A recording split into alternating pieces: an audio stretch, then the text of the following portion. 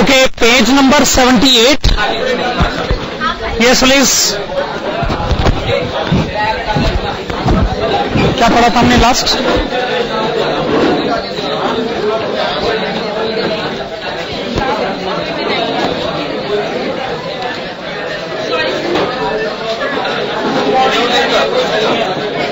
ठीक है. Okay, traditional approach के दोनों क्वेश्चन हो गए थे.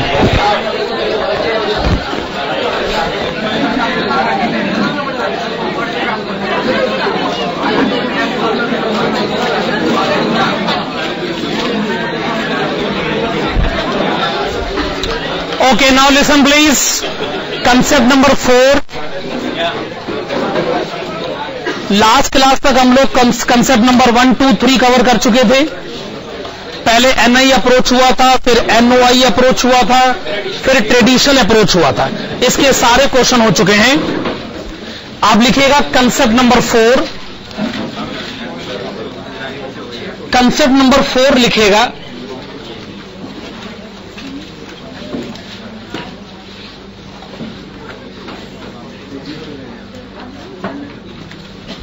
कंसेप्ट नंबर 4 लिखेगा arbitrage process.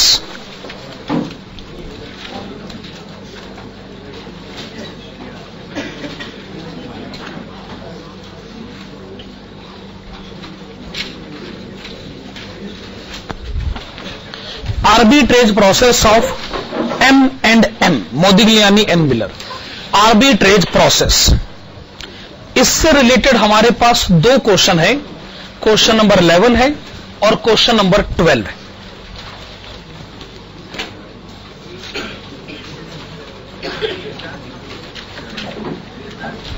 Question number 11, question number 12.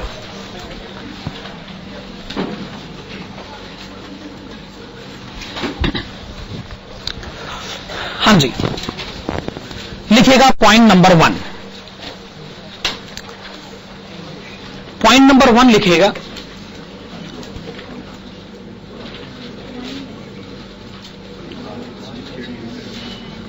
Unlevered company.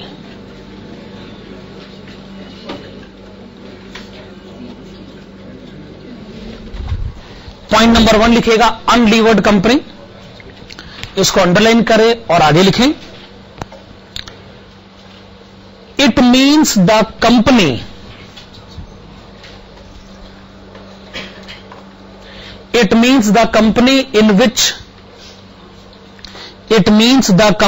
in which there is no debt capital. It means the company in which there is no debt capital. अच्छा, ये बात तो आप जानते हैं कि प्रेफरेंस कैपिटल इस चैप्टर में वैसे ही डिस्कस नहीं होता. अगर प्रेफरेंस कैपिटल भी नहीं है, डेब्ट कैपिटल भी नहीं है, तो आप ये क्या कहना चाहते हैं कि आपकी कंपनी में सिर्फ इक्विटी कैपिटल है? तो आप यूं कह सकते हैं कि जिस कंपनी में सिर्फ इक्विटी कैपिटल होता है उस कंपनी को कहा जाता है अनलीवर्ड कंपनी. जिस कंपनी में डेब्ट कैपिटल नहीं होता है उस कंपनी को अनलीवर्ड कंपनी कहा जाता है. अब लिखिएगा number 2, levered company.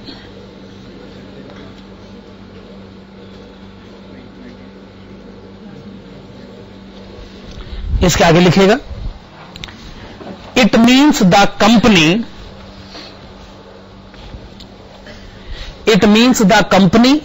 which is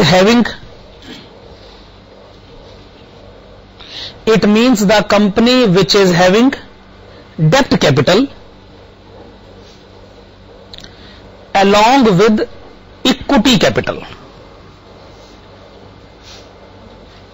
okay, तो जिस कंपनी में डेब्ट कैपिटल भी होता है, इक्विटी कैपिटल भी होता है, उस कंपनी को लीवर्ड कंपनी कहा जाता है. सिंपल सा पॉइंट है. कि अनलीवर्ड कंपनी किसे कहा जाता है, लीवर्ड कंपनी किसे कहा जाता है।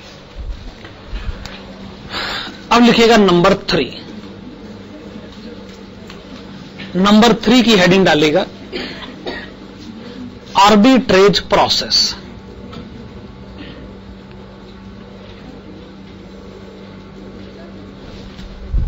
आर्बिट्रेज प्रोसेस, इसके आगे लिखिएगा it means the procedure,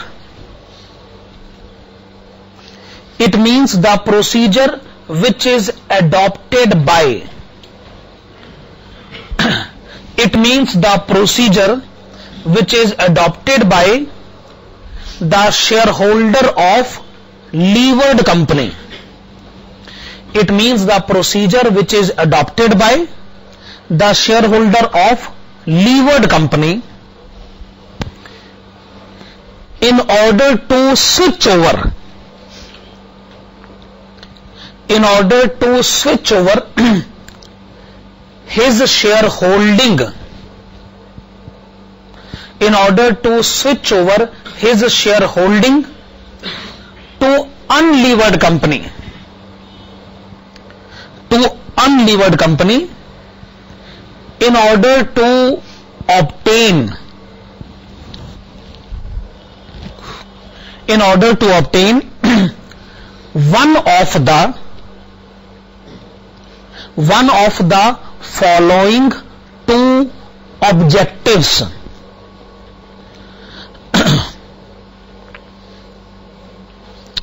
One of the following two objectives. हां, तो हम क्या कहना चाहते हैं, आप पहले लीवर्ड कंपनी के शेयर होल्डर हैं, आपने लीवर्ड कंपनी के शेयर बेच दिए, हाथ में कैश आ गया, आपने उस कैश की मदद से अनलीवर्ड कंपनी के शेयर खरीद लिए। इसका मतलब आप लीवर्ड कंपनी से अनलीवर्ड कंपनी की तरफ स्विच ओवर करना चाहते हैं, और आप ये जो स्विच ओवर कर रहे हो, इसके पीछे आपके सामने दो में से कोई एक ऑब्जेक्टिव है, दोनों ऑब्जेक्टिव नहीं है, दो में से कोई एक ऑब्जेक्टिव है। ए, पहला ऑब्जेक्टिव लिखिएगा एक्स्ट्रा डिविडेंड इनकम, पहला ऑब्जेक्टिव लिखिएगा एक्स्ट्रा डिविडेंड इनकम। बी, दूसरा ऑब्जेक्टिव लिखिएगा रिड्यूस्ड इन्वेस्टमेंट, रिड्यूस्ड इन्वेस्टमेंट। अब ये कैसे प्रैक्टिकली अचीव किया जाता है, इस कंटेक्स्ट में हमारे पास दो प्रैक्टिकल क्वेश्चन हैं, क्वेश्चन नंबर 11 और 12। आइए हम शुरुआत करते हैं क्वेश्चन नंबर 11 से।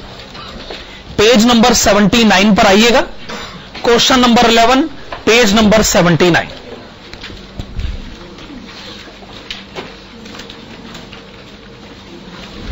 हां जी, the following is the data regarding two companies X and Y belonging to same risk equivalent class. आपके सामने कंपनी एक्स और कंपनी वाई की कुछ डिटेल्स हैं, number of ordinary shares, market price per share, 6% debentures, profit before interest. All profits after debenture interest are distributed as dividends. Explain how, under Modigliani and Miller approach, an investor holding 10% of shares in company X will be better off in switching his holding to company Y. ठीक है, पहली calculation होनी चाहिए dividend per share.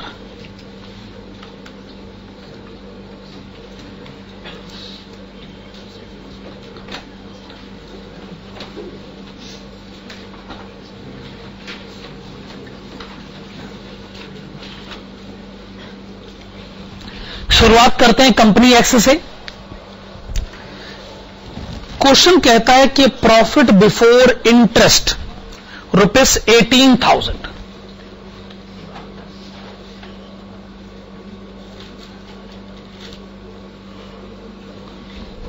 लेकिन ये profit before interest है ना। आपके पास 6% डिवेंचर्स हैं 60,000 रुपए के, 6% डिवेंचर्स हैं 60,000 रुपए के, तो आप कितना इंटरेस्ट देते होंगे? 3,600 रुपए। इंटरेस्ट माइनस करके जो अमाउंट आएगा वो क्या है? प्रॉफिट आफ्टर इंटरेस्ट, लेकिन टैक्स से पहले। पर टैक्स रेट आप मान तो सकते हैं नहीं। इसका मतलब ये वो इनकम है जो इक्विटी शेयर होल्डर्स में बांटी जाएगी। बताए कंपनी एक्स के इक्विटी शेयर कितने हैं? तो एक एक इक्विटी शेयर पर कितना डिविडेंड दिया जाएगा? 16 पैसे। आइए कंपनी वाई की तरफ बढ़ते हैं। कंपनी वाई का जो टोटल प्रॉफिट है वही है 18,000 रुपए, पर कंपनी वाई को कोई इंटरेस्ट नहीं देना है। इसका मतलब सारे 18,000 रुपए इक्विटी शेयर होल्डर्स में बटेंगे। वैसे इक्विटी शेयर्स हैं कितने? 1,50,000। आप डिविडेंड पर शेयर बताएं। 12 पैसे। देखिए, हमें तो क्वेश्चन के सही होने पर डाउट लग रहा है। क्वेश्चन कहता है साबित करें कि अगर आपने एक्स की शेयर होल्डिंग को छोड़ दिया और आपने वाई के शेयर्स खरीद लिए तो आप फायदे में रहोगे। एक्स एक शेयर पर 16 पैसे का डिविडेंड दे रहा है, मतलब एक्स के शेयर को मैं छोड़ दूं और वाई का शेयर खरीद लूं 12 पैसे का डिविडेंड। भाई कैसे फायदे में रहेंगे हम लोग? तो प्राइमा फेसी मुझे लग रहा है कि सिचुएशन जो है वो सही नहीं है, लेकिन मुझे इतनी जल्दी कंक्लूजन नहीं देना चाहिए। अगर सवाल पूछा गया है तो जरूर इसके पीछे का कोई बेस तो होगा ही। आइए अब हम अपना आंसर शुरू करते हैं। हेडिंग डालेगा आर्बिट्रेज प्रोसेस। ये तो बस हमने कैलकुलेशन करी है, ये कोई हमारा आंसर थोड़ी था, ये तो हमने डिविडेंड पर शेयर कैलकुलेट कर दिया बस। आर्बिट्रेज प्रोसेस, इसमें लिखेगा स्टेप 1। मुझे आर्बिट्रेज प्रोसेस में साबित करना है, मैं फिर से बता दूं, एक्स के शेयर छोड़िए, वाई के शेयर खरीदिए, साबित करिए कि आप फायदे में रहेंगे। लिखेगा step 1। In the given case,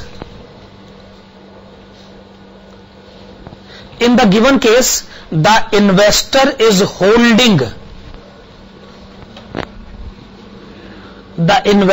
holding 9,000 shares of company X.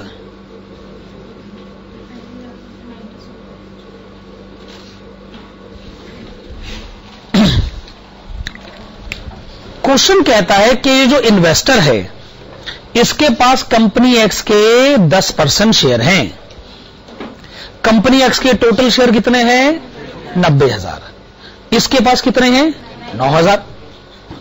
हमें जो केस दिया गया है उसमें इन्वेस्टर के पास कंपनी एक्स के 9,000 शेयर हैं।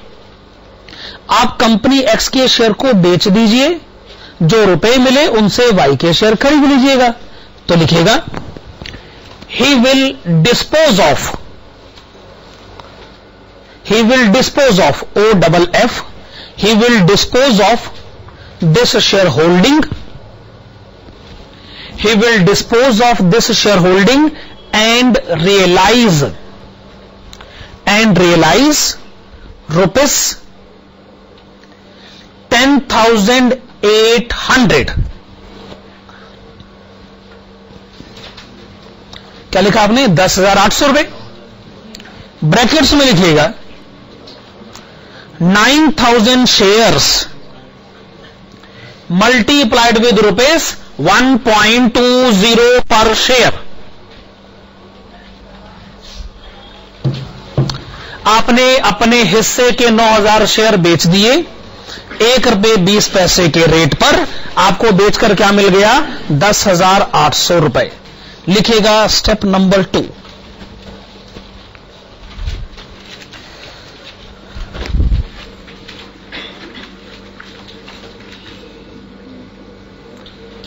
भाई स्टेप नंबर 1 में हमें कोई परेशानी तो नहीं हुई ना? स्टेप नंबर 2 में लेकिन परेशानी हो सकती है। लिखेगा the investor will borrow rupees 6,000.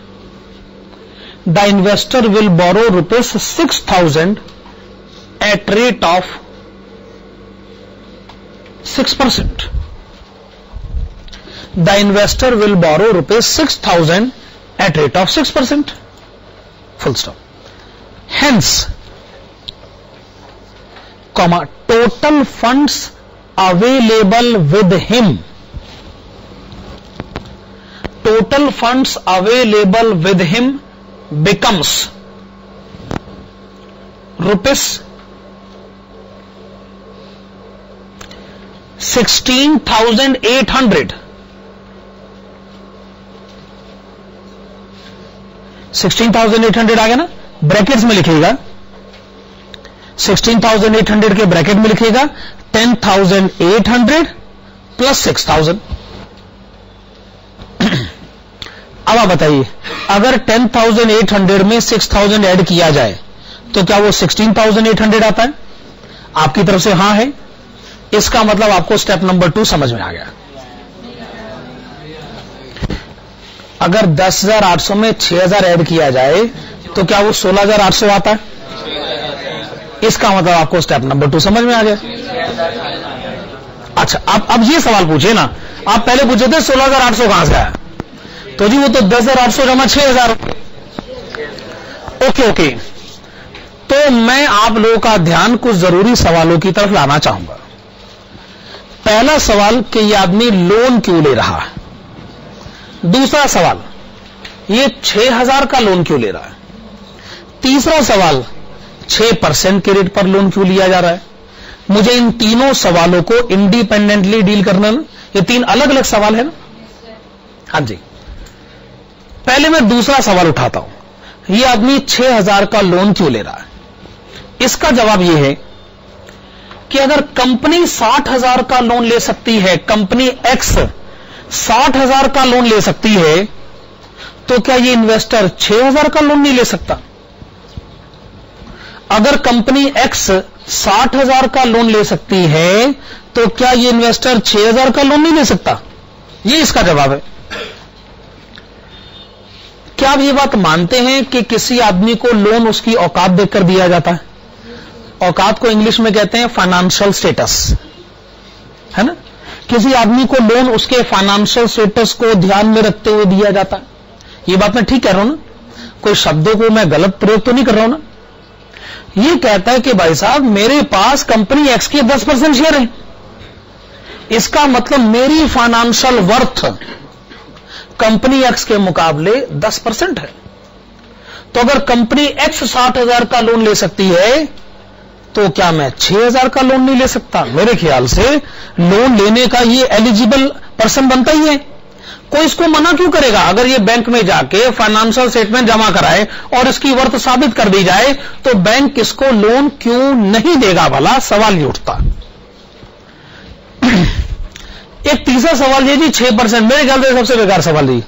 भाई जब उन्होंने 6% के रेट पर ले रखा है, हम भी 6% के रेट पर ले लेंगे. इसका मतलब सिर्फ एक जरूरी सवाल बचा हुआ है कि यह आदमी लोन क्यों ले रहा है ना. मेरे ख्याल से ये 6,000 का लोन ले रहा है, इस सवाल का जवाब हो गया. ये 6% के रेट पर क्यों ले रहा है, इस बात का जवाब भी हो गया. हां, ये लोन क्यों ले रहा है, मैं ये सवाल थोड़ी देर के लिए होल्ड कर लेता हूं. लिखिएगा step number 3.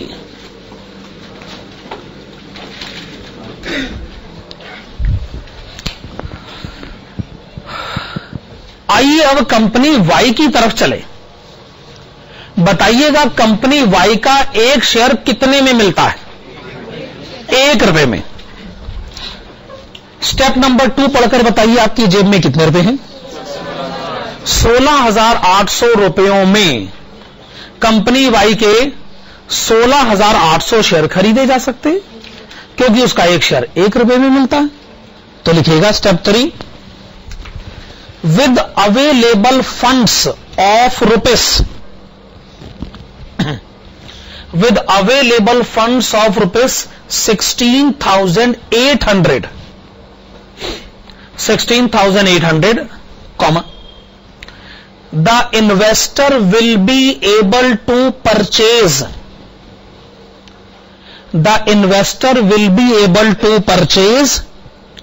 16,800 shares of company Y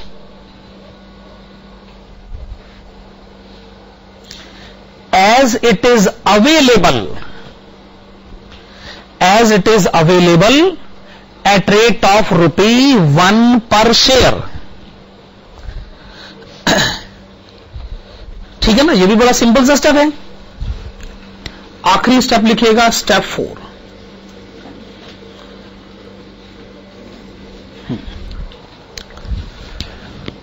step 4 में लिखिएगा due to the reason of above mentioned procedure,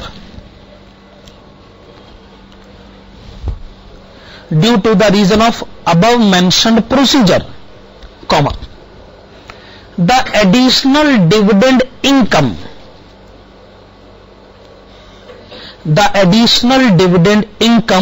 in the hands of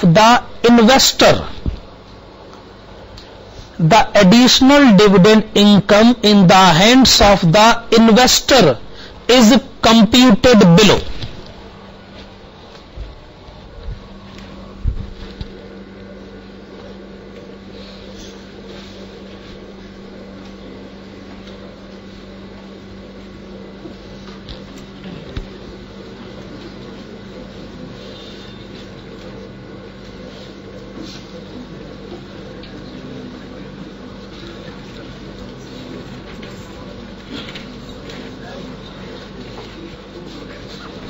लिखिएगा dividend now receiving from company Y. अब हम कंपनी वाई के शेयर होल्डर बन गए. हमने कंपनी वाई के 16,800 शेयर खरीद लिए हैं. कंपनी वाई एक शेयर पर 12 पैसे का डिविडेंड देती. तो कंपनी वाई के अब हमारे पास जितने शेयर आ गए हैं उस पर हमें डिविडेंड कितना मिलेगा?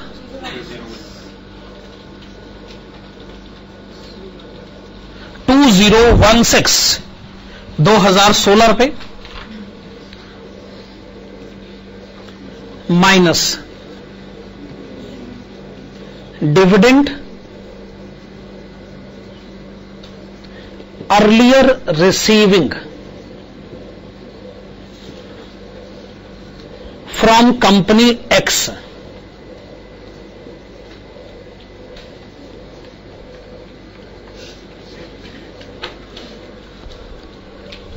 हम जब कंपनी एक्स के शेयर होल्डर थे तो हमारे पास उसके 9,000 शेयर हुआ करते थे और हमें एक एक शेयर पर 16 पैसे का डिविडेंड मिला करता था. पर अब हम वो डिविडेंड सैक्रिफाइस कराए. कितना डिविडेंड हमने सैक्रिफाइस कर दिया? 1440. लेकिन स्टेप नंबर 2 में मैंने आपको जो जबरदस्ती लोन दिलवाया है जिस पर अभी डिस्कशन पूरा नहीं हुआ है, तो उस लोन पर इंटरेस्ट तो देना पड़ेगा ना. लोन का रेट ऑफ इंटरेस्ट है 6% और अमाउंट ऑफ लोन है 6,000 रुपए, 360 रुपए. डिफरेंस 216.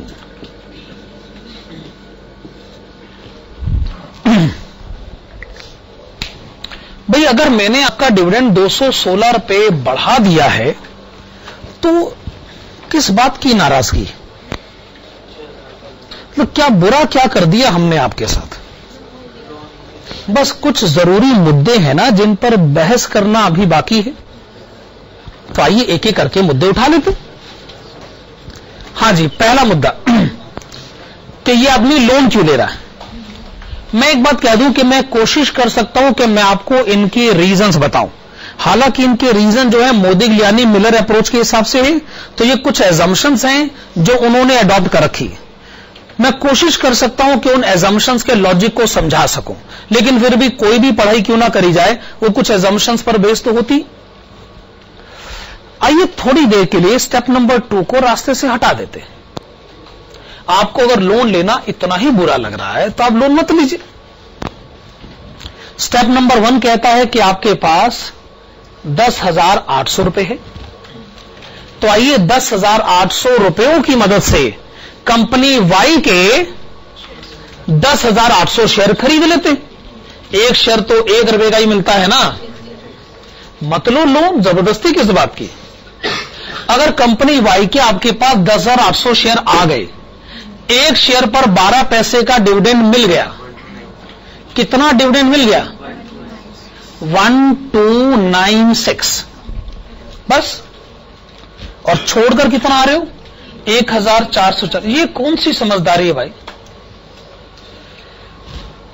अगर ये सिचुएशन फेवरेबल बन रही है ना, तो इसलिए बन रही है क्योंकि आपने लोन लिया। वो लोन की मदद से सिचुएशन फेवरेबल बन रही। तो लोन लेकर हमने कोई बुरा काम नहीं करा। असल में समस्या आपके नेगेटिव एटीट्यूड की है। लोन शब्द से आपको नफरत है, असल में बुरा लगता है आपको। वरना अगर मैं कहता ही लोन लेना बुरा काम होता है, ये बात आपको बचपन से सिखाई गई। और अगर मैं ये कह दूं चलो लोन लेते हैं, तो बस इसी बात का बुरा मान जाते हो कि जी लोन क्यों लिया जा रहा। लोन लेकर बिजनेसमैन सबसे अच्छा काम करता है।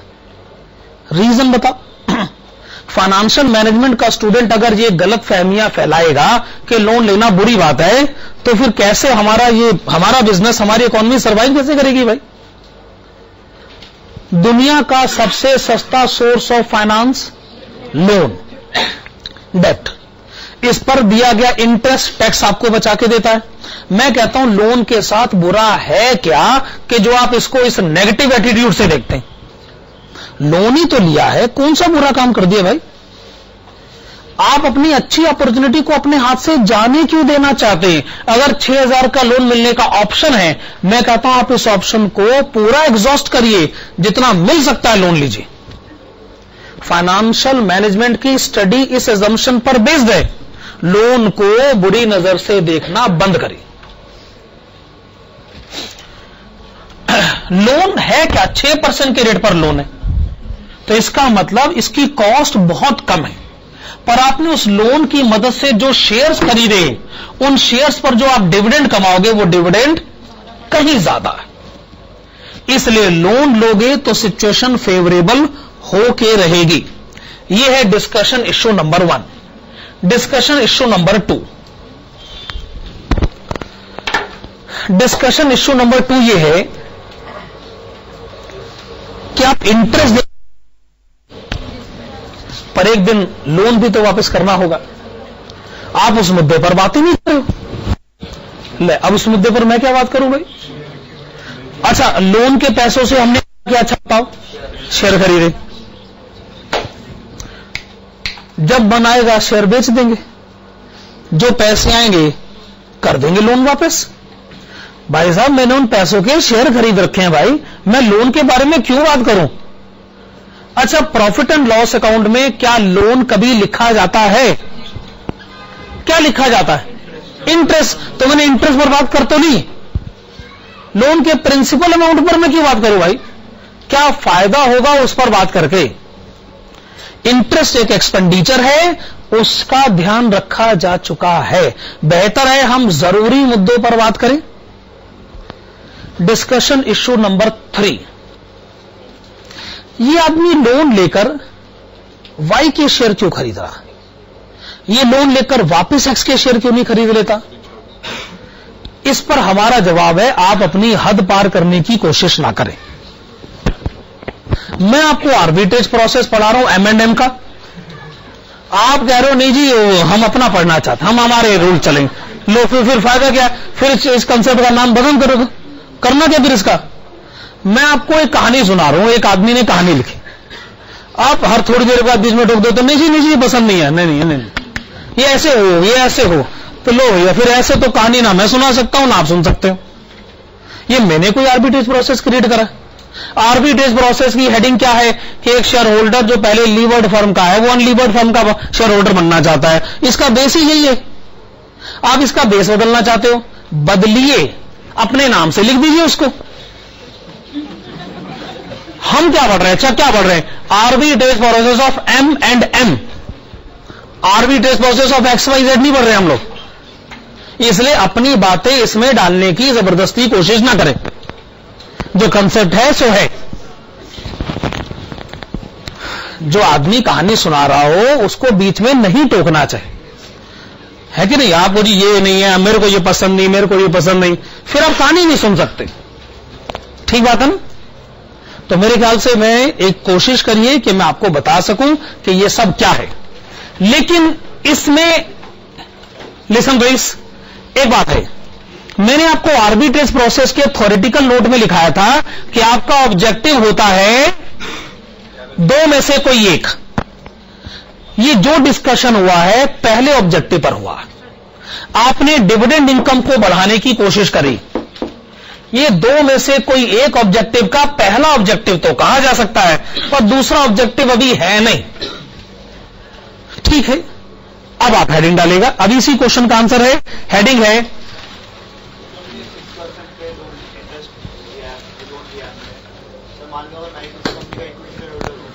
मैं बैंक के पास जाता हूं लोन लेने, तो वो ये क्यों देखेंगे कि जिस कंपनी में तुमने इन्वेस्ट कर रखा है उसने जितने परसेंट में ले रखा है वो मुझे भी उस पे देंगे। ओके ओके, देखो मैं फिर कहूंगा it's very easy to criticise the things.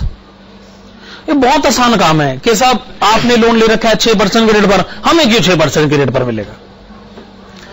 Look at the positive side of it, कि हम ये कह रहे हैं कि अगर हमारी भी एक फाइनेंशियल वर्थ है, अगर कंपनी को लोन मिल सकता तो हमें भी लोन मिलना चाहिए। आपका डिस्प्यूट बहुत छोटा सा डिस्प्यूट है कि जी उसका रेट ऑफ इंटरेस्ट 6% है तो मेरा 8% होना चाहिए, मेरा 9% होना चाहिए। इस मैटर का ध्यान रखा जा सकता है, लेकिन इस मैटर का ध्यान मैं इसलिए नहीं रख सकता हूं, उसका एक ही रीजन है कि यह है arbitrage process of M and M. इससे बड़ा जवाब मैं क्या दूंगा? आप इसको लाख क्रिटिसाइज करिए, लेकिन मैं हमेशा से यही सोचता हूं कि यह अप्रोच मुझे क्या सिखाना चाहती। मैं ये बिल्कुल नहीं सोचूंगा कि आप मुझे क्या नहीं सिखाना चाहते। क्रिटिसिज्म अपनी जगह है, पर पॉजिटिव पॉइंट्स को लेना अपनी जगह। ठीक बात है? एक बात याद रखिए, क्रिटिसिज्म को झेलने के लिए बहुत बड़ी शक्ति चाहिए होती। एक शेर सुनाऊं मैं आप लोगों को, ध्यान से सुनिएगा। अगर हो सके तो जिंदगी में अमल करिएगा। गलत बात, गलत, ऐसा रिएक्शन नहीं होना चाहिए। ये मैच्योर्ड रिएक्शन नहीं है ना। बड़ी सीधी सी बात है, मुखालफत से मेरी शख्सियत निखरती है। मुखालफत मीन्स क्रिटिसिज्म, शख्सियत पर्सनैलिटी, निखरती upliftment. Criticism leads to upliftment of personality. मुखालफत से मेरी शख्सियत निखरती है, अपने दुश्मनों का मैं एहतराम करता हूं। I take this opportunity to say thanks to my enemies. Criticism leads to upliftment of personality, so I take this opportunity to say thanks to my enemies. है ना बढ़िया? मुखालफत से मेरी शख्सियत निखरती है, अपने दुश्मनों का मैं एहतराम करता हूं। चलिए हेडिंग डालिएगा।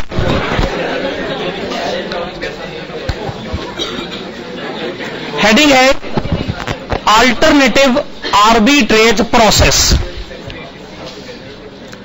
Alternative arbitrage process. हमने जो आर्बिट्रेज प्रोसेस डिस्कस किया है वो ठीक है, लेकिन वो सिक्के का एक पहलू है। आप एक बात डिस्कस कर रहे हैं, आप शेयर होल्डर के डिविडेंड इनकम को बढ़वा रहे हैं, पर एक दूसरा भी ऑब्जेक्टिव हो सकता है। आइए हम उसको नाम देते हैं अल्टरनेटिव आर्बिट्रेज प्रोसेस। एक बात याद रखिएगा, अगर ये क्वेश्चन पेपर में आता है, अगर ऐसा कोई क्वेश्चन पेपर में आता है, तो आपसे हम ये उम्मीद लगाते हैं कि आप इन दो में से कोई एक आंसर दोगे। आप दोनों आंसर नहीं दोगे, और जो भी एक आंसर आप दोगे उसके हिसाब से उसको चेक किया जाएगा और उसके हिसाब से नंबर दे दिए जाएंगे। आपको कोई एक आंसर देना है, आपको दोनों आंसर नहीं देने। तरीका क्या है अल्टरनेटिव आर्बिट्रेज प्रोसेस में? Step 1, step 2 same as above, same as above. Step 1 क्या है कि आप पुराने शेयर बेचें 10,800 रुपयों में। स्टेप 2 क्या है? 6,000 का लोन ले 6% के रेट पर, आपके पास टोटल फंड्स हो गए 10,800 जमा 6,000, 16,800 रुपए। पहले दो स्टेप्स में कोई चेंज ना किया जाए। स्टेप 3 लिखेगा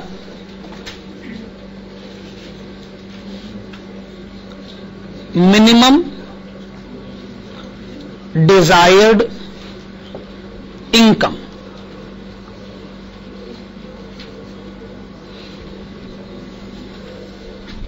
क्या लिखा आपने? Minimum desired income.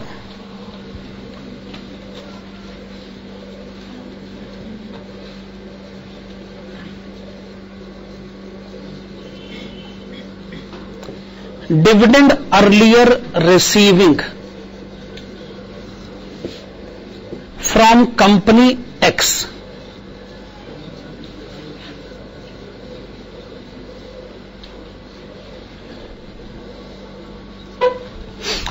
देखिए, जब मैं कंपनी एक्स का शेयर होल्डर था तो मुझे कंपनी एक्स से कितना डिविडेंड मिला करता था? 1,440 रुपए। मैं जी इसे सैक्रिफाइस करना नहीं चाहता हूं।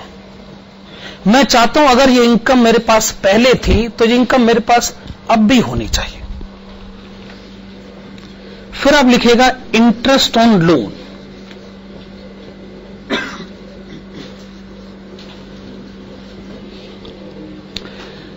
छह % के रेट पर आपने 6,000 रुपए का लोन लिया है,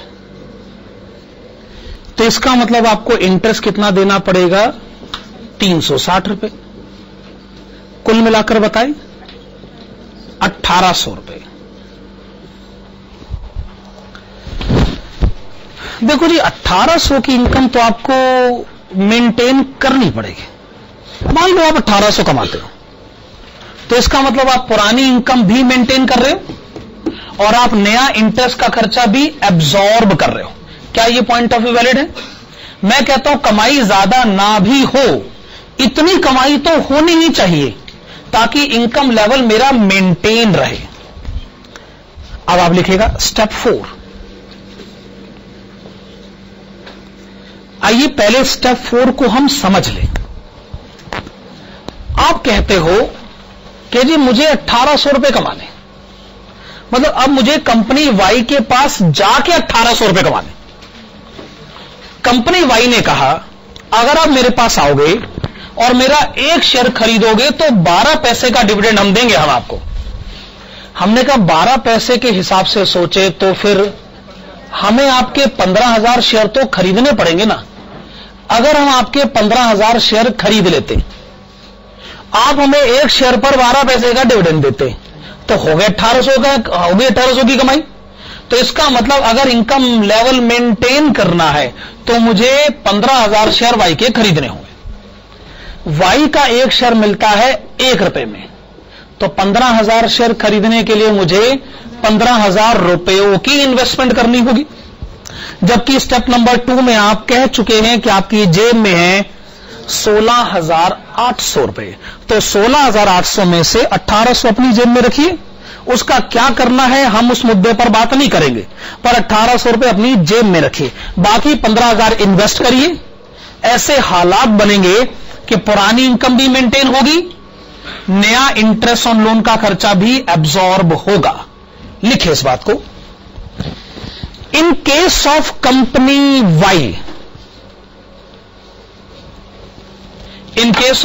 Y, dividend per share is 12 paise, 0.12. In case of company Y, dividend per share is 12 paise, 0.12, full stop. The intention of the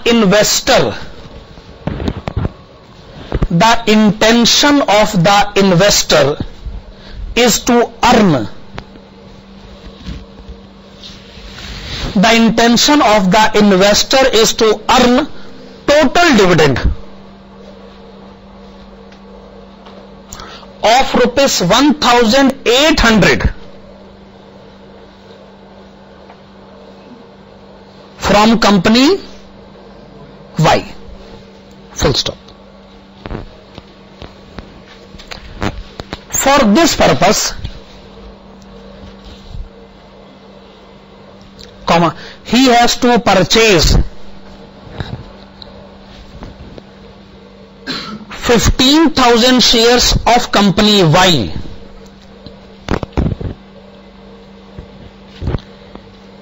and he has to make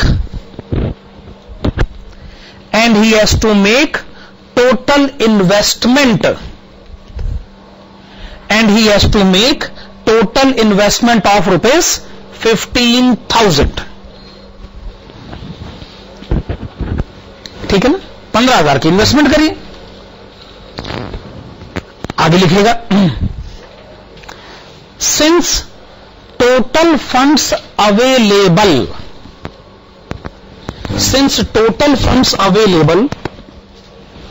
are rupees 16,800, 16,800 रुपए. Since total funds available are rupees 16,800, the investor can reduce his investment. By rupees 1,800. Despite maintaining the present amount of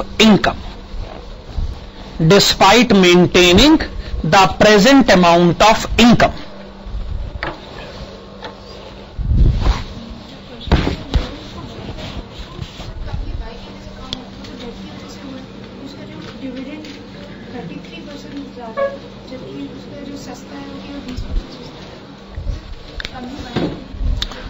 बात यह कि पहले आप levered company के share holder थे, अब आप अनलीवर्ड कंपनी के शेयर होल्डर बनना चाहते हैं. इस कंटेक्स्ट में आपको एडवांटेज मिल सकता है बस.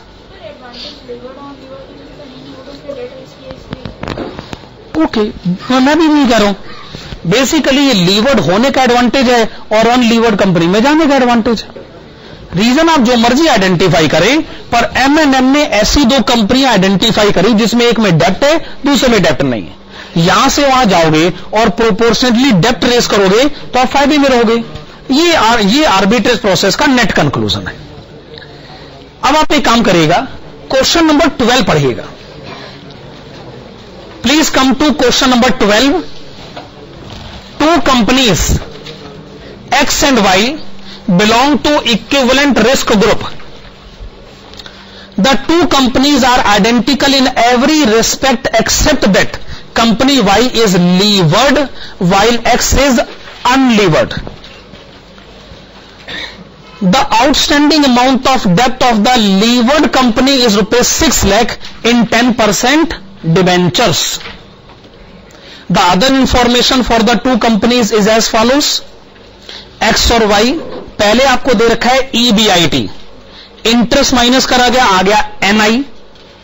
फिर लिखा KE, market value of equity निकाला गया, मार्केट वैल्यू ऑफ डेप्ट ऐड किया गया, टोटल वैल्यू फर्म आ गया. ऐसे तो NI अप्रोच के हिसाब से हमने बड़े सारे क्वेश्चन कर रखे. An investor owns 5% equity shares of company Y. Show the process and the amount by which he could reduce his outlay through the use of arbitrage process. ये क्या चाहते हैं हमसे? हाँ, ये अपनी इन्वेस्टमेंट को कम करना चाहते हैं ना। ये इसका मतलब जो हमने अभी पढ़ा था, वो जो अल्टरनेटिव आर्बिट्रेज प्रोसेस था, ये वही। खैर लिखिएगा step 1।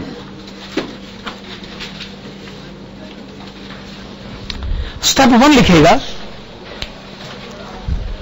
In the given case, in the given case the investor is holding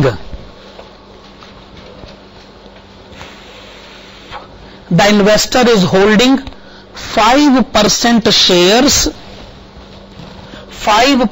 shares in company Y.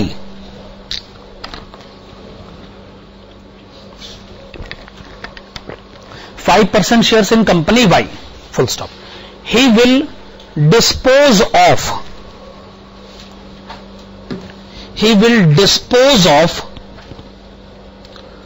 this shareholding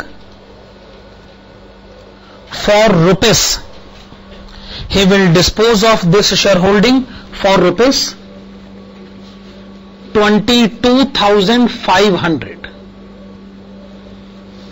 brackets में लिखेगा 5% ऑफ रुपीज 4,50,000। आपके पास कंपनी वाई के 5% शेयर हैं। एक जगह क्वेश्चन कहता है, लिसन प्लीज, कंपनी वाई के सभी इक्विटी शेयर की कीमत 4.5 लाख है, पर हमारे पास तो खाली 5% शेयर हैं, तो हमारे 5% शेयर की कीमत हो गई 22,500 रुपए। हमने अपने हिस्से के शेयर बेच दिए, अपनी जेब में आ गए 22,500 रुपए। अब आइए स्टेप 2 की तरफ। अब आपको लोन लेना पड़ेगा। आप बताइए, पहले आप जिस कंपनी के शेयर होल्डर थे, उस कंपनी ने कितना लोन ले रखा था? तो कंपनी 6 लाख का लोन अगर ले सकती है, तो आप भी 5% 30,000 का लोन लेने के लिए कैपेबल हैं। कंपनी ने जिस रेट पर ले रखा है 10% के रेट पर, उस रेट पर आप भी ले लीजिए। लिखिएगा step number 2, the investor will borrow rupees 30,000 at rate of 10%. The investor will borrow rupees 30,000 at rate of 10%. Full stop. Hence, total funds available with the investor will now become rupees 52,500। क्या लिखा आपने? 52,500 के brackets में लिखेगा 22,500 plus 30,000। Step number 3 पर आइएगा। Heading है minimum desired income.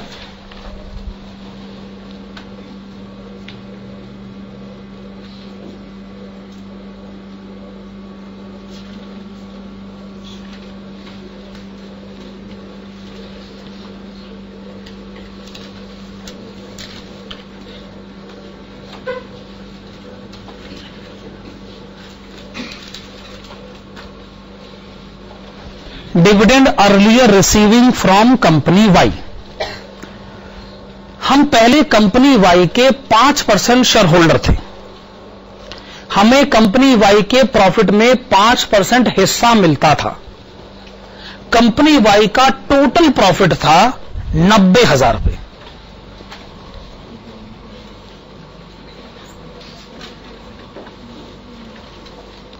उसका 5% बताएं।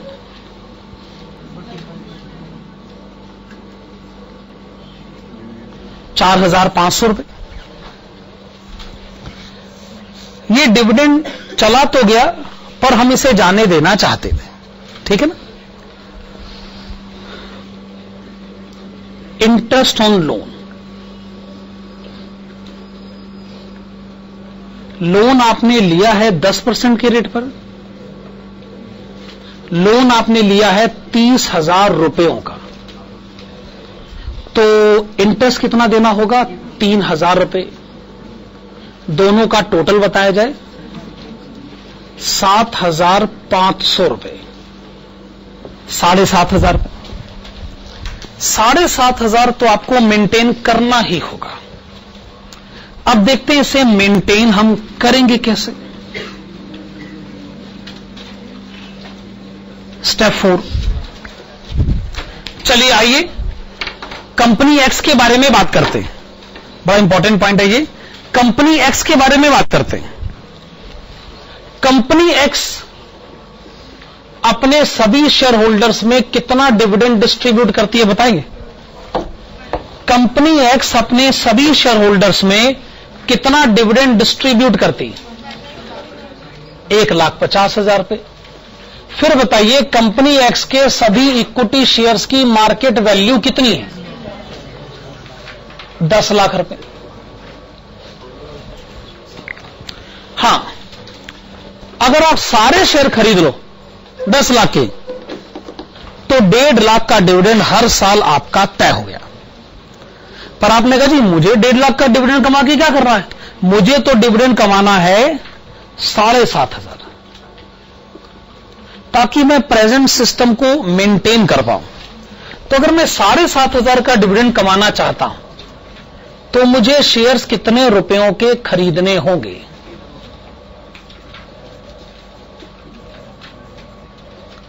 क्या जवाब है?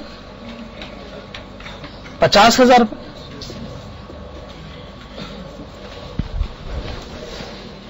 जबकि स्टेप नंबर 2 में आपने लिखा है कि आपकी जेब में है 52,500, तो 2,500 अपनी जेब में रखिए, 50,000 इन्वेस्ट करिए और प्रेजेंट इनकम मेंटेन करिए और इंटरेस्ट ऑन लोन के खर्चे को एब्जॉर्ब करिए। लाइए इस बात को हम लिखें स्टेप नंबर 4 में। In case of company x,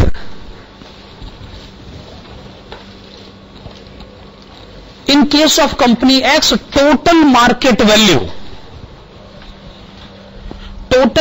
value of all the equity shares, total market value of all the equity shares is rupees 10 lakh.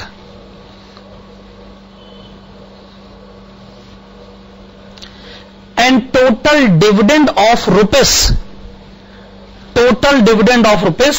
1,50,000. Total dividend of rupees 1,50,000 is paid to all the equity shareholders. Total dividend of rupees 1,50,000 is paid to all the equity shareholders. ये company x के बारे में आप जरूरी जानकारी दे रहे हैं, लिखेगा the intention of the investor,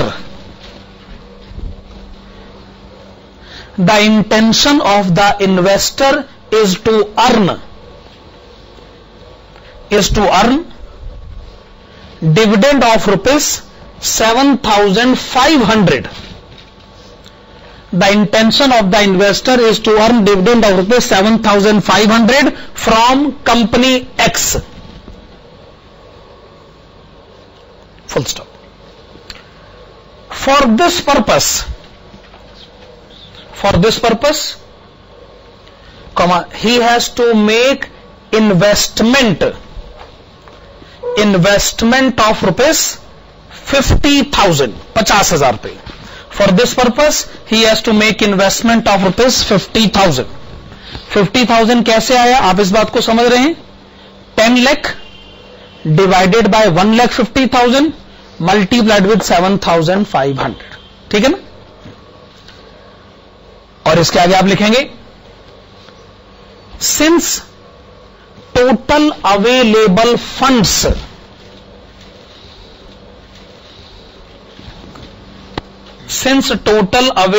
funds are rupees 52,500, since total available funds are rupees 52,500, comma, the investor can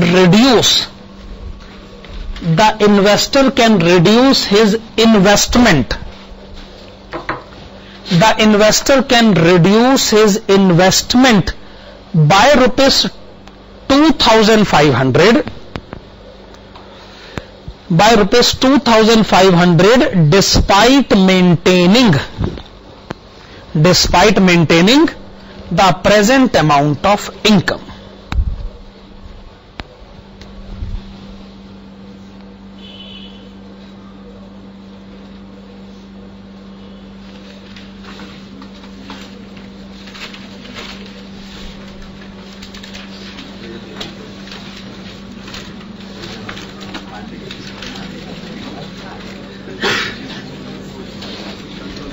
लिखेगा concept number 5, this is NOI approach of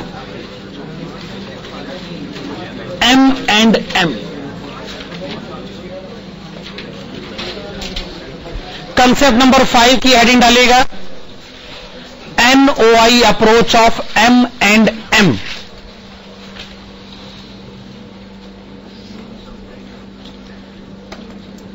चलिए पहले आप इसका आइडेंटिफिकेशन मार्क लिखिएगा.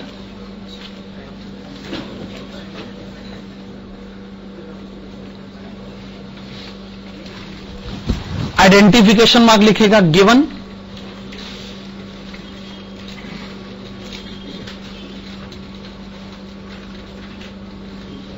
KD, KE and tax rate. KD, KE and tax rate.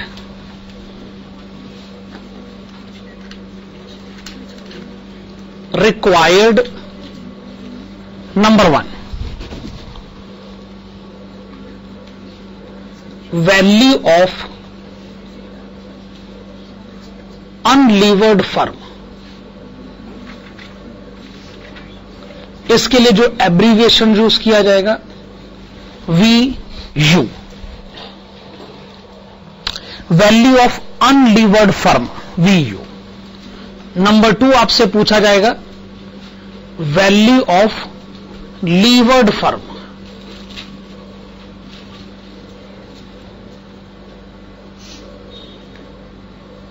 VL. दो बातें आपसे पूछी जाएंगी. अगर फर्म में डेब्ट नहीं है तो उसकी कीमत बताइए, फर्म में डेब्ट है तो उसकी कीमत बताइए.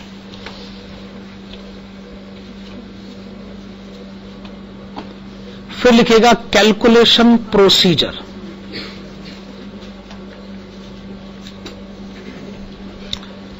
नंबर 1, अगर आपको कैलकुलेट करना है value of unlevered firm VU, तो इसे कैलकुलेट करने का एक फार्मूला है जो अभी आप लिख लीजिए, फिर हम प्रैक्टिकल क्वेश्चंस में इनको समझने की कोशिश करते.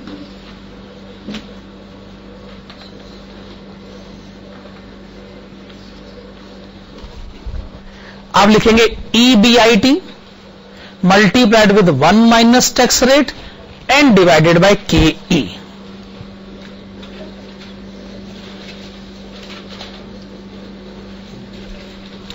अगर आपको लीवर्ड फर्म की वैल्यू कैलकुलेट करनी है तो इसका फार्मूला है VU प्लस, यानी value of unlevered firm plus डेप्ट multiplied with tax rate.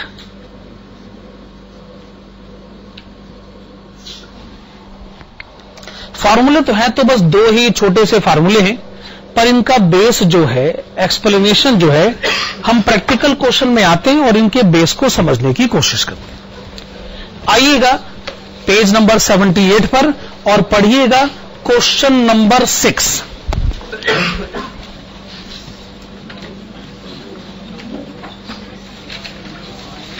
Question number 6, आइए इसे पढ़ना शुरू करते हैं. From the following determine the value of firm using A net income approach, B net operating income approach. आपके सामने फर्म पी और क्यू की कुछ डिटेल्स है। EBIT है 15% लोन, जिसमें 15% है KD, KE 20% टैक्स रेट, 50% लिखेगा। ए पॉइंट की हेडिंग डालेगा computation of value of firm.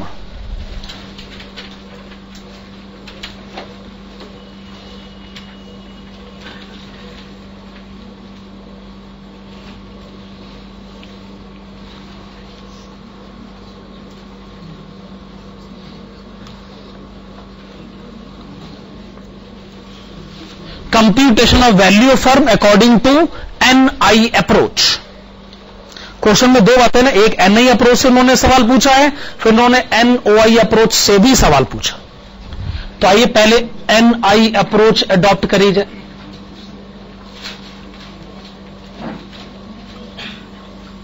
Particulars firm P और फर्म Q।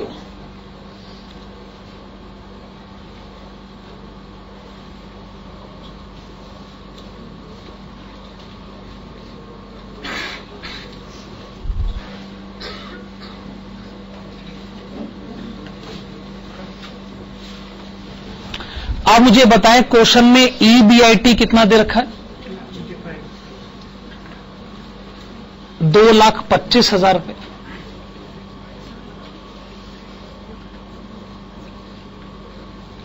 चलिए, आपने सबसे पहले लिखा EBIT 2,25,000 रुपए।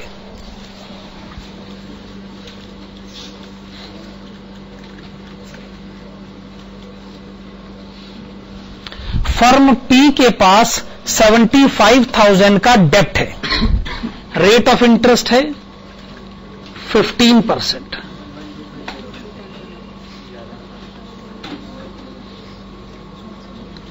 आपने बताया 11,250 रुपए।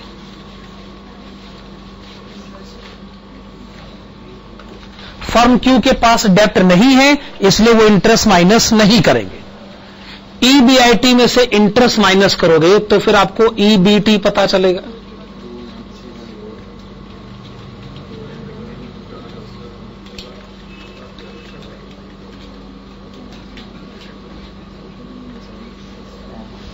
ठीक है ना?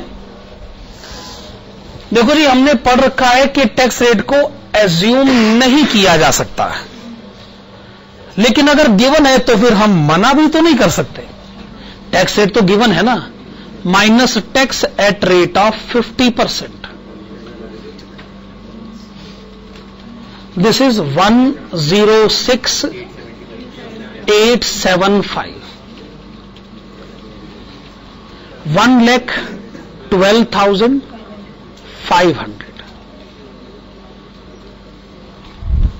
This way we will be able to compute the amount of net income NI।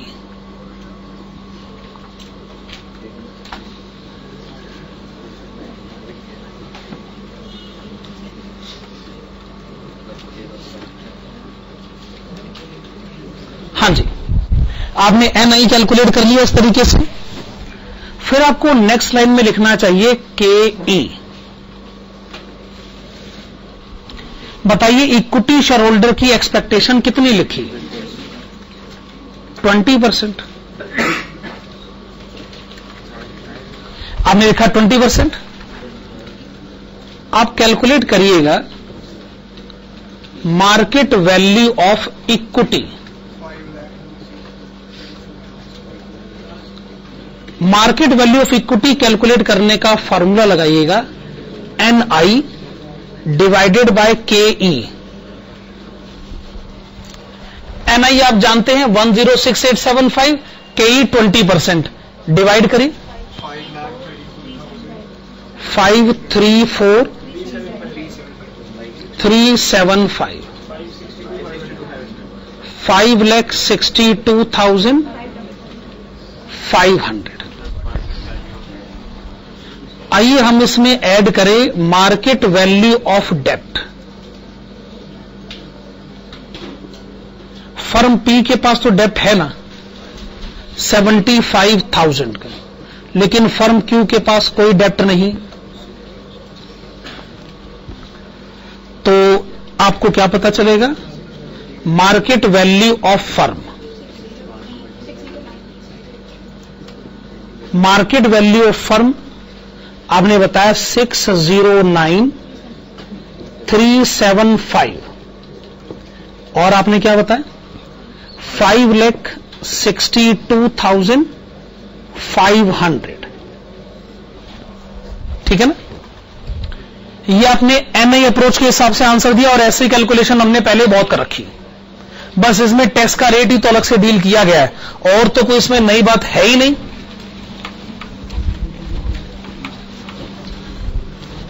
आपने इस क्वेश्चन के ए पॉइंट का आंसर दे दिया है। अब आप एक काम करिएगा, आप आइएगा इस क्वेश्चन के बी पॉइंट की तरफ और हेडिंग डालेगा एनओआई अप्रोच ऑफ M&M, लिखिएगा एनओआई अप्रोच ऑफ M&M। अब ये बताइए कि फर्म P और फर्म Q में से अनलीवर्ड फर्म कौन सी है? Q है।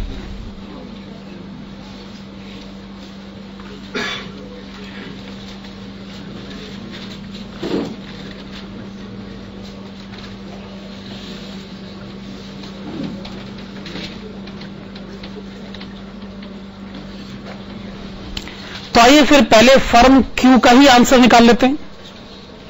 चूंकि अनलीवर्ड फर्म है, Q एक अनलीवर्ड फर्म है, तो उसकी वैल्यू को मैं कहूंगा VU और इसे कैलकुलेट करने का जो फार्मूला हमने इस अप्रोच में पढ़ा है वो है EBIT multiplied with 1 minus tax rate divided by KE। ये फार्मूला हमने पढ़ा है ना? तो आप मुझे पहले बताइए EBIT क्वेश्चन में कितना लिखा है? 2,25,000।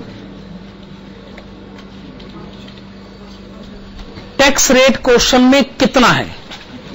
50%। इक्विटी शेयर होल्डर की एक्सपेक्टेशन कितनी है?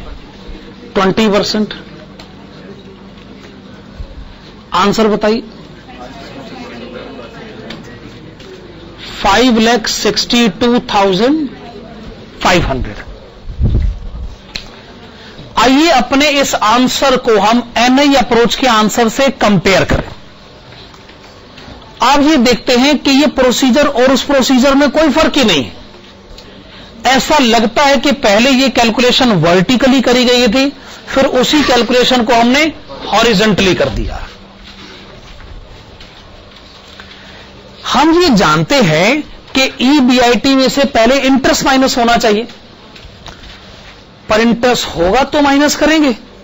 जब आप बार बार ये बात स्ट्रेसफुली कह रहे हैं कि आपकी कंपनी अनलीवर्ड है, जब आपकी कंपनी में डेप्ट है ही नहीं, तो आप इंटरेस्ट माइनस कहां से कर देंगे? तो इसलिए इंटरेस्ट माइनस नहीं हुआ है, इस मुद्दे को तो उठा के कोई फायदा है ही नहीं।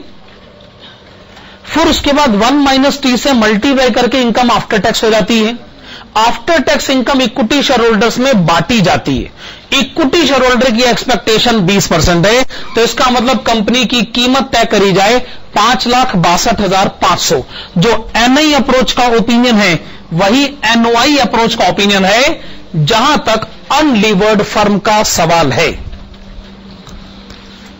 पर देखते हैं लीवर्ड फर्म में यह पोजीशन कितनी एस्टेब्लिश होती है।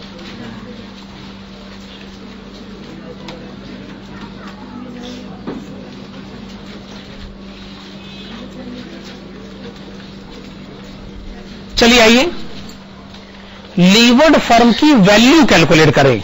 मेरा मतलब है लीवर्ड फर्म P की वैल्यू कैलकुलेट करें।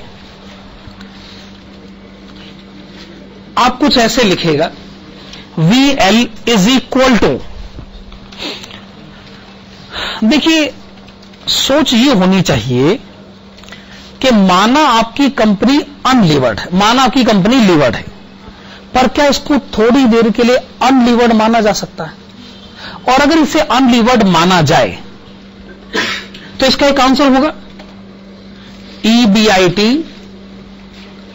1 minus tax rate divided by KE। Unlevered का तो ये आंसर ऐसे ही आता है, लेकिन आपकी कंपनी में डेब्ट है, इसका मतलब डेब्ट एक एडवांटेज वाली सिचुएशन होती है। इसका मतलब आपकी कीमत अनलीवर्ड फर्म के कंपैरिजन में ज्यादा होनी चाहिए। प्लस साइन का मतलब ये है, हम ये कहना चाहते हैं आपकी कीमत अनलीवर्ड फर्म के कंपैरिजन में ज्यादा है। अगर आप अनलीवर्ड होते तो आपकी एक कीमत होती, लेकिन चूंकि आप लीवर्ड है तो आपकी कीमत ज्यादा तय होनी चाहिए। कितनी ज्यादा तय होनी चाहिए? वो जो फार्मूला है वो क्या है? डेब्ट multiplied with tax rate.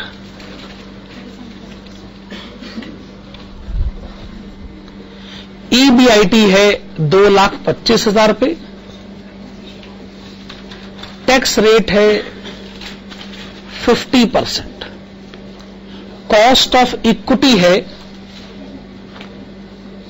20%। Okay, डेब्ट है 75,000, टैक्स का रेट है 50%। पहले आप ये आंसर बताइए।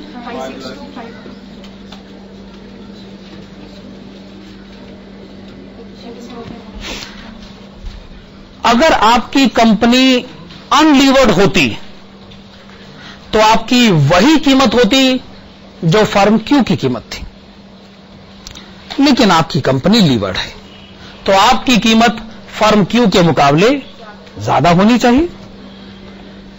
हमने आपकी कीमत ज्यादा तय करी है 37,500 रुपए। हमारे हिसाब से आपकी कीमत होनी चाहिए 6 लाख रुपए, और हमारा आंसर NI अप्रोच के आंसर से अलग है। हमने ऐसा कोई दावा कभी नहीं करा कि जी आंसर सेव आया करते हैं, हमने तो ऐसा कभी नहीं कहा। अब आइए कुछ जरूरी मुद्दों पे बात कर लेते हैं। इस बात पर आप सब लोग कंसेप्चुअली एग्री करते हैं कि लीवर्ड फर्म की वैल्यू अनलीवर्ड के मुकाबले ज्यादा होनी चाहिए। इस पर किसी को एतराज नहीं, कंसेप्चुअली आप ये बात सही मानते हैं। पर जो बात समझ में नहीं आ रही है वो ये है कि जी ज्यादा कीमत तय करने का ये कौन सा तरीका हुआ भला? तो यही होना चाहिए ना बहस का मुद्दा। चलिए, सवाल समझ में आ गया, अब इसका जवाब ढूंढते हैं। क्या यह बात सच नहीं कि डेब्ट के ऊपर इंटरेस्ट दिया जाता है? इंटरेस्ट टैक्सेबल इनकम को कम करता है, और इंटरेस्ट की वजह से टैक्सेबल इनकम के कम होने की वजह से टैक्स बचाया जा सकता है।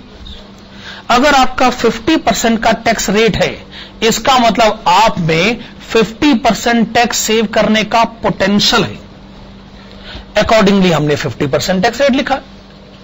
पर फिर इससे एक जुड़ा हुआ सवाल उठता है कि टैक्स की सेविंग लोन के प्रिंसिपल अमाउंट पर नहीं होती है, लोन के इंटरेस्ट अमाउंट पर होती है। जबकि ये डेब्ट का अमाउंट है, ये इंटरेस्ट का अमाउंट। अगर ये इंटरेस्ट का अमाउंट होता तो हम ये सवाल ही ना पूछते। हम ये सवाल इसलिए पूछ रहे हैं कि डेब्ट के प्रिंसिपल अमाउंट पर टैक्स बचाया जा रहा है, जबकि हमें इंटरेस्ट अमाउंट पर टैक्स बचाना चाहिए। ठीक बात है? चलो, अब ये फाइनल पॉइंट ऑफ डिस्कशन हो गया। देखो जी, हम एक कंपनी खरीदना चाहते हैं, इसलिए उस कंपनी की कीमत तय करी जा रही। पता चला जो कंपनी मैं खरीदना चाहता हूं उसमें डिवेंचर्स हैं। मैंने कहा चलो बहुत अच्छी बात है, डिवेंचर्स मेरे को फायदा देंगे, मैं इन डिवेंचर्स पर फ्यूचर में इंटरेस्ट देकर टैक्सेबल इनकम कम करवाऊंगा, और टैक्सेबल इनकम के कम करवाने से मैं अपना टैक्स बचाऊंगा। ये मेरी सोच जा रही है सही डायरेक्शन की तरफ। अब आप क्वेश्चन पढ़ के बताइएगा, इस कंपनी के डिवेंचर कितने साल के बाद रिडीम होंगे? नहीं, ये तो क्वेश्चन में कहा। अच्छा बताओ, कितने सालों में कितना इंटरेस्ट दिया जाएगा? बताओ, कितने साल के बाद डिवेंचर रिडीम होंगे, उतने साल का टोटल इंटरेस्ट बताओ, ताकि उसके ऊपर मैं टैक्स सेविंग प्रोजेक्ट कर सकूं और उसके बेसिस पर मैं कंपनी की आज की कीमत तय कर सकूं। सवाल ने कहा जी इतनी सारी बातें अगर बतानी होती तो फिर बातें क्या थी? हमको इतनी सारी बातें नहीं बता, बस इतना ही है जो हमें मालूम था हमने बता दिया। हमने कहा तो फिर बुरे फंसे।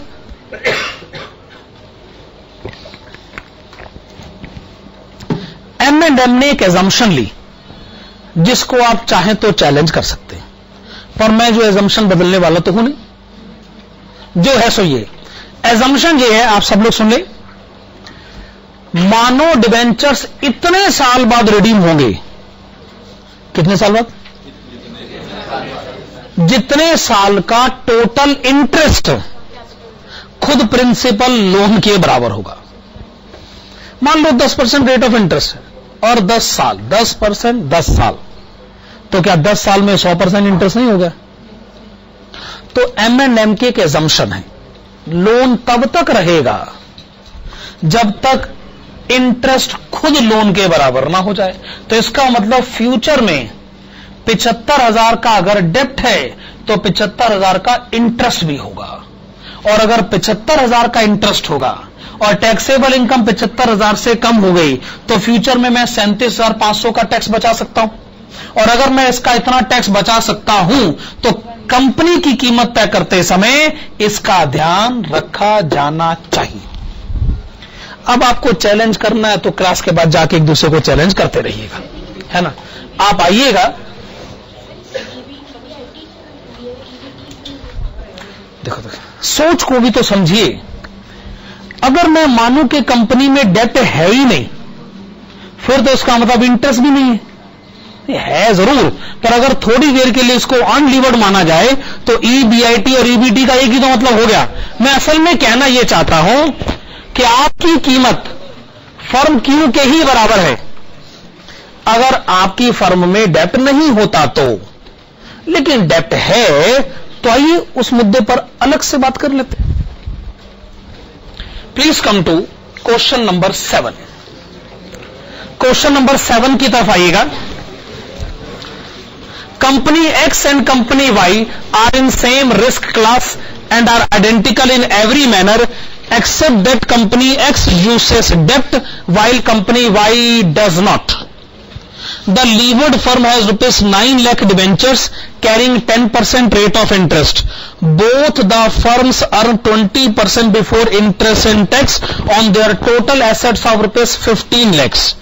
Assuming tax rate of 50%, equity capitalization rate of 15%, you are required to number 1 compute the value of firm using NI approach and number 2 using NY approach. लिखेगा number 1 NI approach.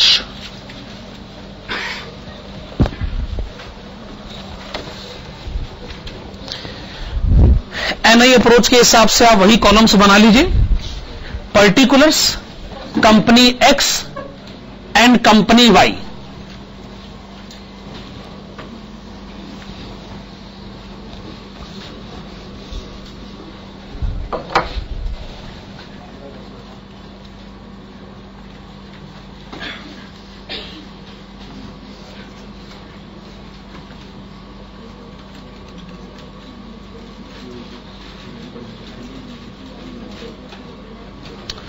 आइए शुरुआत करते हैं EBIT से।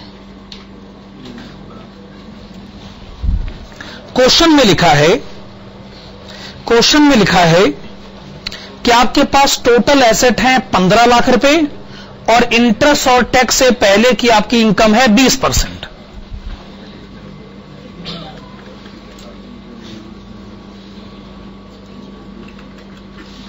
तो EBIT कितना लिखा जाए?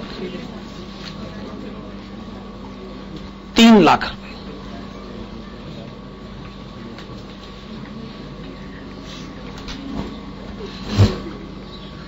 चलिए इंटरेस्ट माइनस करेगा। क्वेश्चन कहता है जो लीवर्ड फर्म है, और लीवर्ड फर्म कौन सी है?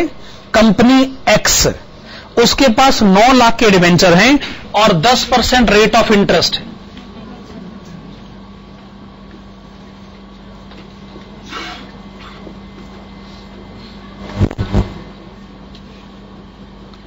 अच्छा, कंपनी वाई के पास तो डेप्ट है नहीं,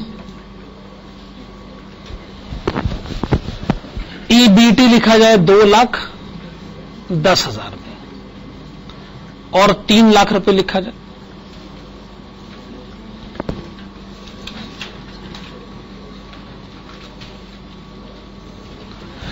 टैक्स आपको देना है 50%।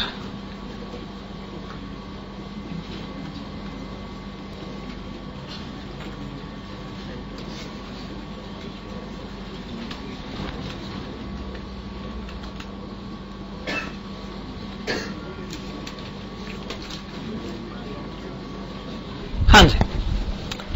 अच्छा, कॉस्ट ऑफ इक्विटी क्वेश्चन में कितना दे रखा है? इक्विटी कैपिटलाइजेशन रेट है 15%।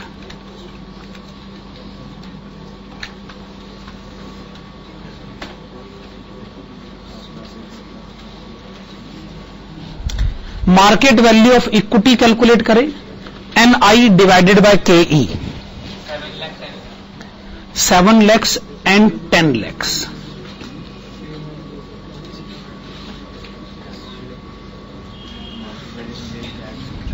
$7 लाख और 10 लाख रुपए, ये आपने कैलकुलेट किया मार्केट वैल्यू ऑफ इक्विटी। आप इसमें ऐड करेंगे मार्केट वैल्यू ऑफ डेप्ट। कंपनी एक्स में डेप्ट है 9 लाख रुपए, कंपनी वाई में तो कोई डेप्ट है नहीं, तो market value of firm 16 lakh रुपए और 10 लाख रुपए।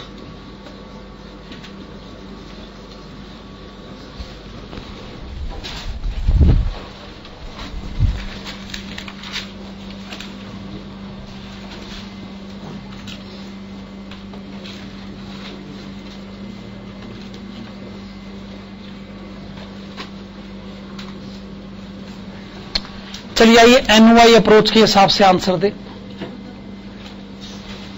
Value of unlevered company Y,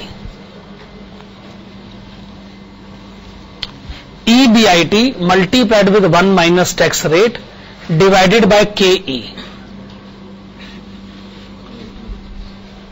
EBIT है 3 लाख रुपए, टैक्स रेट क्वेश्चन में दे रखा है 50% और कॉस्ट ऑफ इक्विटी है 15%। क्या आंसर आ गया? 10 लाख।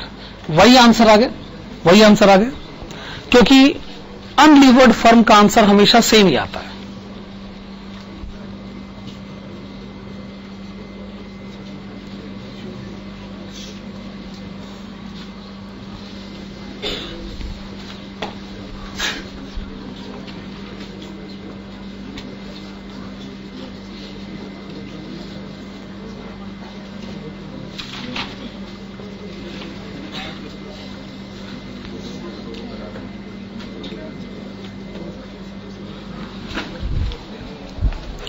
आइए लीवर्ड फर्म की वैल्यू कैलकुलेट करते हैं। वही फार्मूला हम जानते हैं।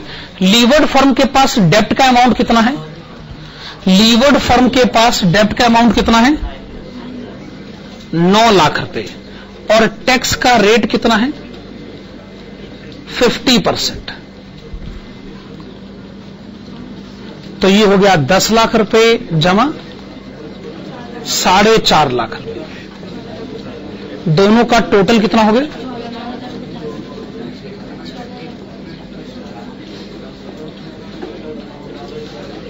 14,50,000 रुपए।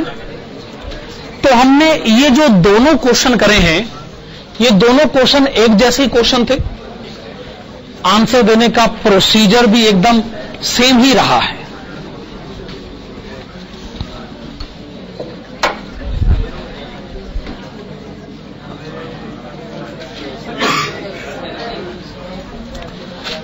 क्वेश्चन नंबर 5 की तरफ आइएगा। Question number 5, EBIT of a firm, EBIT of a firm is rupees 2,10,000. Equity capitalization rate is 16%. Value of 12% debt is rupees 3 lakh. Find the value of firm using NY approach if tax rate is 30%। तो question में डेप्ट के बारे में details दे रखी है, इसका मतलब आप कैलकुलेट करना चाहते हैं वैल्यू ऑफ लीवर्ड फर्म।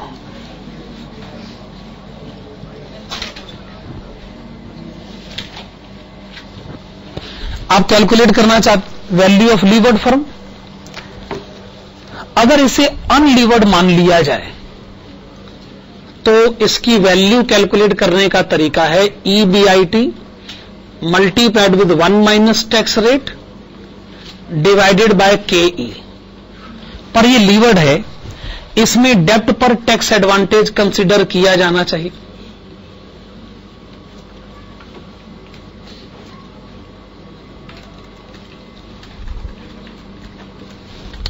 हां, तो आपने बताया EBIT 2,10,000 रुपए।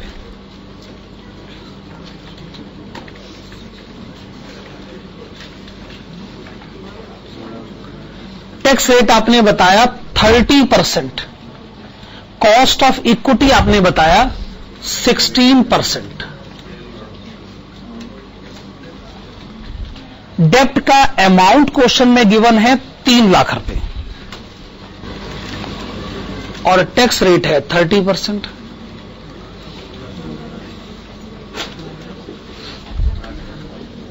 पहले आप ये बताइए, अनलीवर्ड फर्म होती तो आंसर क्या होता?